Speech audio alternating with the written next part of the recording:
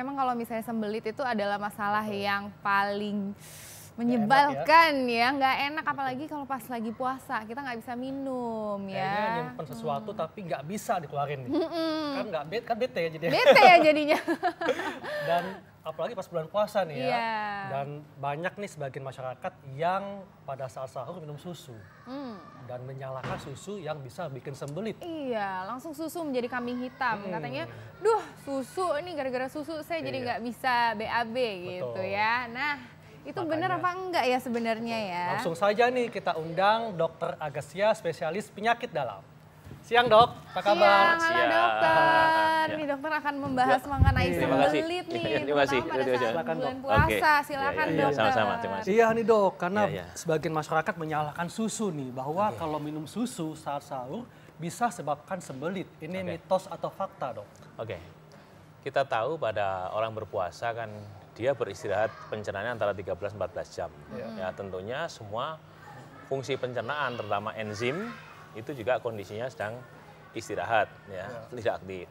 Sehingga kalau dia belum mengkonsumsi sesuatu, air putih hangat atau makan kurma, jadi tiba-tiba harus diberikan beban lemak yang begitu besar yang berasal dari susu, tentunya kan timbul reaksi dari tubuh karena enzimnya dipaksa bekerja untuk secara tiba-tiba untuk mengatasi atau untuk mencernakan lemak yang ada di susu tersebut.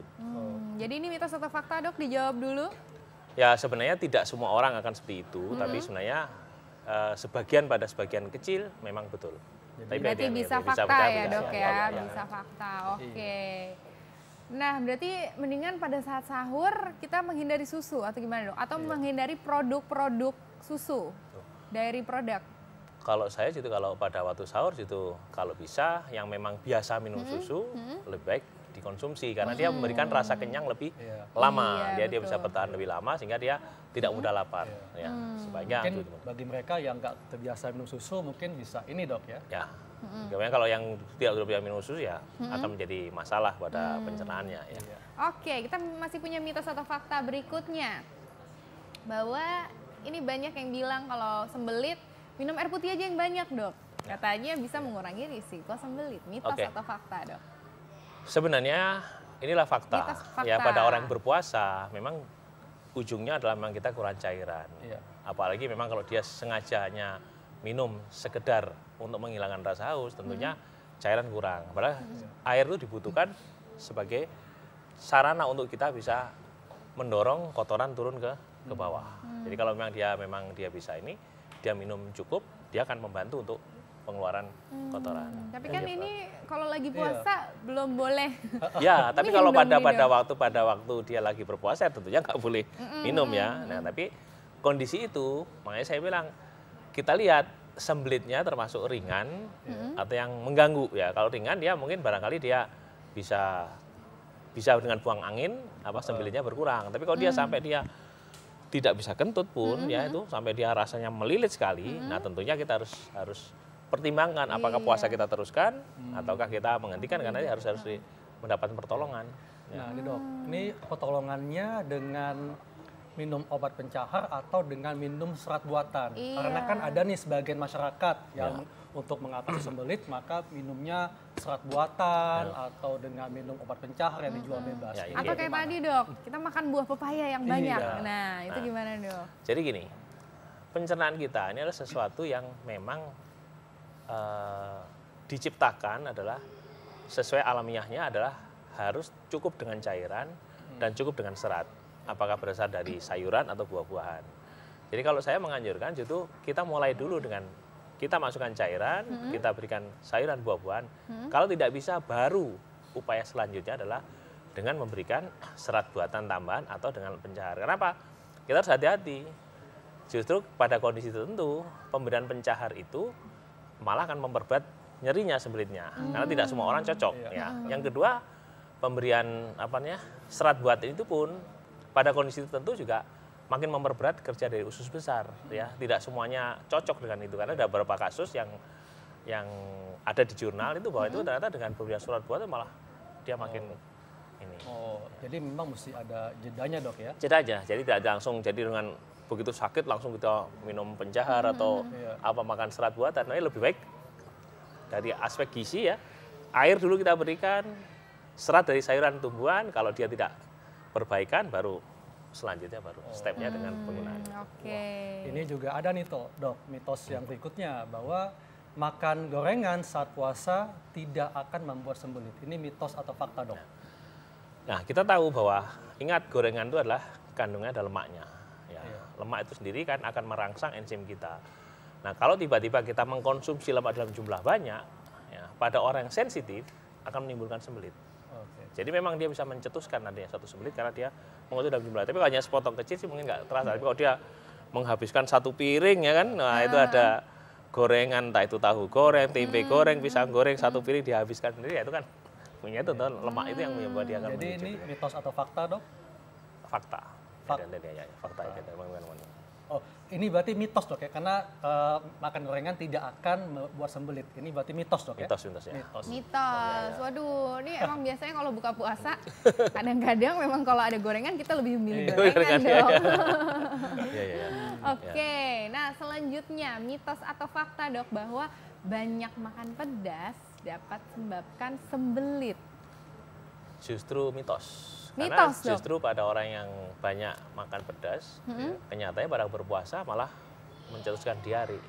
Ya, jadi banyak diare karena beberapa yang ditemukan pada pasien-pasien yang kontrol berobat, itu rata-rata kenapa perutnya sakit? Iya dok, habis buang-buang air, kenapa? Buka puasa langsung dia makan pedes itu. Iya, apalagi mungkin sahurnya tadi makan dendeng balado. Waduh. Bukanya pakai rendang. Bukanya pakai rendang yang pedas banget, aduh gitu ya. Belum lagi ditambah seblak Bandung ya. Waduh.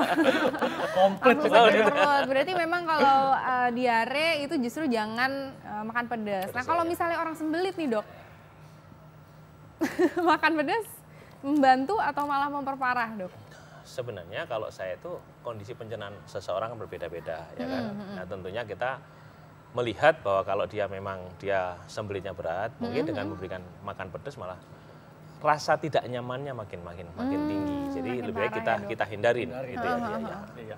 Nah, bagaimana dok dengan orang yang konsumsi kopi dan teh saat puasa? Ini bisa sebabkan sembelit. Mitos atau fakta dok? Mitos atau fakta dok, dijawab dulu.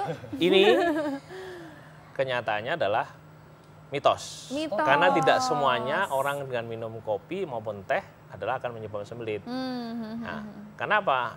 Justru kita tahu bahwa fungsi teh atau kopi itu bisa merangsang enzim pencernaan kita dalam jumlah tertentu ya. Nah, oleh sebab itu kalau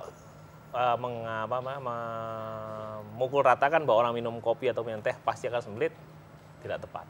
Nggak tepat ya. Mitos. Malah kadang-kadang kalau habis minum teh atau kopi malah justru bawaannya malah dengan udah air dan bisa orang-orang tuh kalau sahur nggak minum teh atau nggak minum kopi. Kalau misalnya habis buka mau taraweh gitu dok, biar melek baru minum kopi. Ya, betul, setuju.